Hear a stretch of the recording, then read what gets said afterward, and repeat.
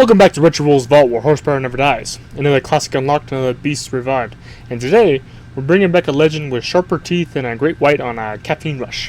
The 1972 Chevrolet Corvette Stingray C3. Now, before we dive into this fiberglass fury, let's clear the air real quick. I'm redoing this episode. Yes, a little copyright hiccup with the original video had us pulling it faster than a burnout at a green light. But fear not. We're back, louder and leaner, and ready to do justice to this rolling icon. This isn't just another car with a V8. It's a snarling, low-slung land shark that defined what it meant to flex muscle in the early 70s. With curves that could make a Greek statue jealous and enough torque to rotate the earth a few degrees, this Stingray is pure vintage venom. So buckle up, T-Top fans. We're going full throttle into a time when chrome still ruled the roads, gas was cheap, and nobody asked your car about its carbon footprint. Because modern cars forgot what muscle means. Let's show them how it's done. Now here's a little nugget of Stingray history that might just surprise you. The 1972 Corvette came with a factory-installed anti-theft alarm system as standard equipment. That's right. Chevy knew this car was so irresistible they figured someone might try to borrow it without permission. So they gave it a built-in security system, keyed and activated right from the driver's door lock. It wasn't high-tech by today's standards. There were no GPS trackers, remote start apps, or AI-powered laser grids. But hey, for the early 70s, this was like giving your guard dog a megaphone. Turn the key the wrong way and BAM! A horn blast loud enough to wake up your neighbors, rattle a few windows, and possibly scare the thief right into a new profession. Think of it like giving your Corvette a built-in paranoia switch. It knew it looked too good for its own good, and it wasn't afraid to scream about it. A chrome-clad diva with trust issues, and honestly, who could blame it? Because when you're rolling around in a car that looks like it was designed by Zeus on lunch break, you need a little peace of mind, or at least a horn with an attitude. When it comes to design, the 1972 Corvette Stingray didn't just walk into the room. It kicked down the door, lit a cigar with a headlight pop-up, and posed like it owned the place. This was the final year before the feds stepped in with their rubber bumper mandates, making it the last Corvette to wear chrome bumpers at both ends like a pair of polished brass knuckles. Front and rear, shiny, proud, and ready to reflect every jealous stare. The body was pure fiberglass seduction, sculpted curves, flowing lines, and fender flares that looked like they were flexing even at a red light. But it wasn't just pretty. It was clever. Take the vacuum-actuated pop-up windshield wiper door. Yes, you heard that right. Your wipers didn't just sit there. They had their own disappearing acts, hiding away like shy assassins until it was time to strike the rain. And then there was the removable rear window, standard on all 1968 to 1972 coupes. Want the wind in your hair and bugs in your teeth without ditching the hardtop? Done. It was a T-top with a rebellious streak. A design that said, why settle for either coupe or convertible when you can have both? Let's talk about what really matters, the heart of the beast. The 1972 Corvette wasn't just flexing with its looks. It had the brawn to back it up. This was the final year you could option the legendary 350 cubic inch LT1 V8, a high-revving, solid-lifter screamer that loved to sing past 6,000 RPM. Think of it like a caffeinated banshee stuffed under the hood. Lightweight, aggressive, and a nightmare for your rear tires. But if you were more of a torque over tantrum type, you could level up to the 454 cubic inch LS5 Big Block V8, a 7.4 liter pavement pounder with enough grunt to tow a battleship or shake the feelings out of your molars. It was big, brash, and beautiful. Unless, of course, you live in California. Thanks to that state's tougher than federal smog laws, the LS5 was a no-go out west. The Golden State basically said, we like muscle, but only if it excels flowers. So whether you wanted high winding finesse or steamroller torque, the 72 Corvette had something to offer. It wasn't just about horsepower. It was about how you wanted to burn rubber, with a sharp scream or a thunderous roar. Now, when it came to putting all that V8 fury to the pavement, the 1972 Corvette gave you a couple of solid options, and each had its own vibe. For the purists, there was the trusty Muncie 4-speed manual, specifically the M20 wide ratio and the M21 close ratio gearboxes. These are the shifters for folks who like their driving with a side of grit. Roll your own gears, listen to the engine scream, and feel like a street gladiator. The M22 Rock Crusher, that legendary brute of a gearbox, was no longer a regular production option by 1972, but it still snuck into some ZR1 and L88 setups like a retired heavyweight stepping back into the ring for one last brawl. But here's the kicker. More and more Corvette buyers were starting to say, let the car do the work, and opted for the TH400 Turbo-Hydramatic 3-speed automatic instead. Smooth, durable, and surprisingly quick off the line, it was like having a butler who could also bench press a pickup. In fact, over half of all 72 Corvettes, about 54%, rolled off the line with an automatic. Because sometimes, muscle doesn't need to grind gears. It just needs to get moving and look damn good doing it.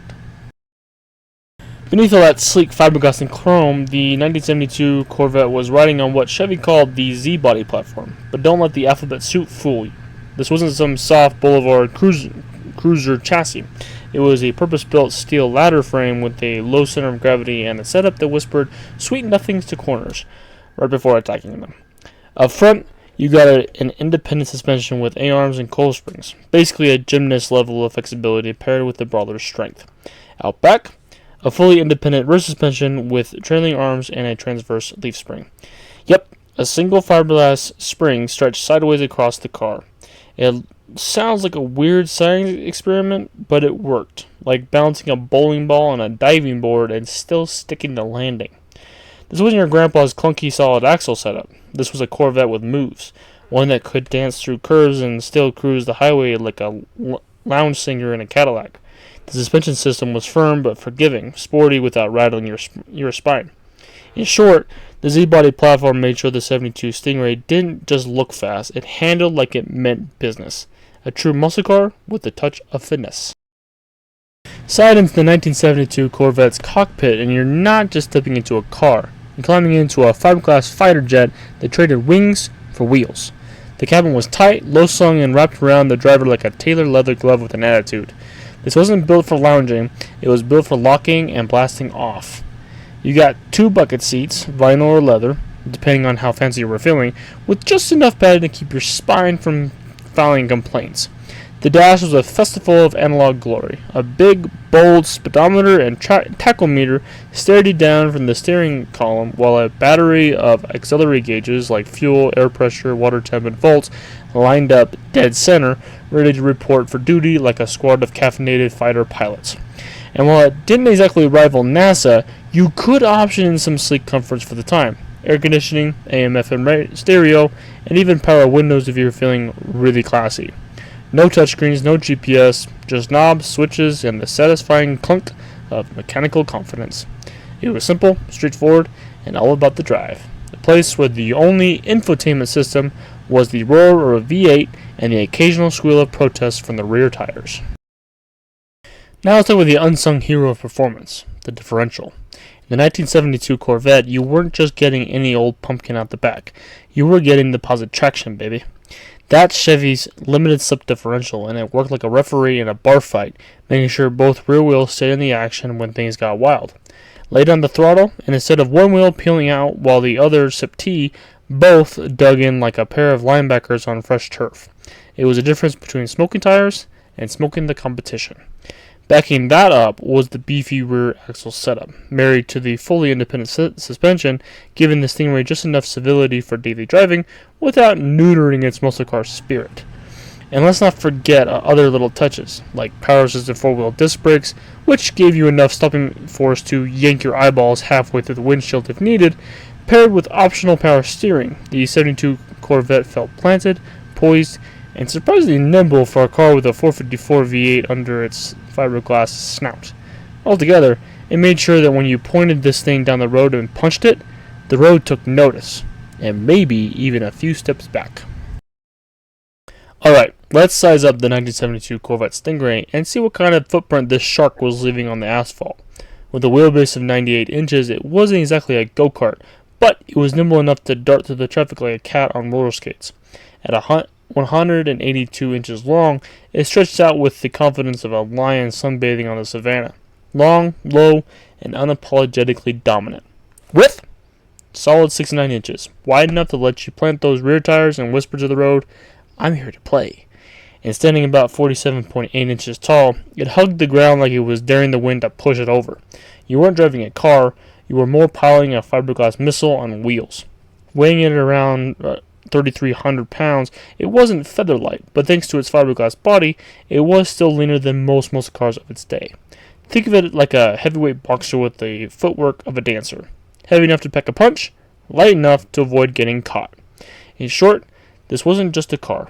It was a sleek, muscular athlete built to dominate streets and parking lots alike, without ever losing an ounce of style. Every legend has its ups and downs, and the 1972 Corvette Stingray is no exception. Let's start with the strengths, because this car was a rock star in more ways than one. First off, those chrome bumpers, pure bling royalty, the last of their kind, giving the Corvette the classic business look. The fiberglass body meant no rust nightmares, basically a shark with a stainless steel skeleton. Handling? Thanks to the independent suspension and positive traction, this Stingray could carve corners sharper than a sushi chef with a fresh blade. But, like any muscle car trying to dance with new emission rules, it had its quirks. The power output took a hit compared to earlier years. Think of it as a prize fighter who's gained a few extra pounds but still packs a punch. The manual steering, unless you opted for power, could feel like wrestling a bear at parking lot speeds. And the interior? Cozy but Spartan. Comfort was secondary to hold on tight and enjoy the ride. Plus, big block engines loved to guzzle gas like it was a happy hour every hour. Fuel economy was about as friendly as a rattlesnake at a picnic. Bottom line, the 72 Stingray was a muscular masterpiece with a few scars from the era's regulations, but still a bona fide street legend. And there you have it. The 1972 Chevrolet Corvette Stingray C3, reborn and roaring back onto RetroWheelsVault after a little YouTube copyright hiccup. Sometimes, even the classics need a second take, like a rock band reuniting for one last tour. But hey, this time, we're cranking the volume all the way up. So what do you think? Is the 72 Stingray the perfect balance of muscle and style, or do those shrinking horsepower numbers and quirky quirks hold it back? Drop your thoughts in the comments below. I want to know if you take this fiberglass shark out for a spin, or keep it safely tucked in the garage. If you enjoyed this deep dive and want more muscle car magic without the copyright drama, smash that like button and hit subscribe. Trust me, your future self and your playlist will thank you.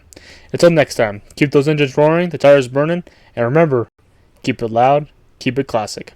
Because here at RetroWheelsVault, horsepower never dies.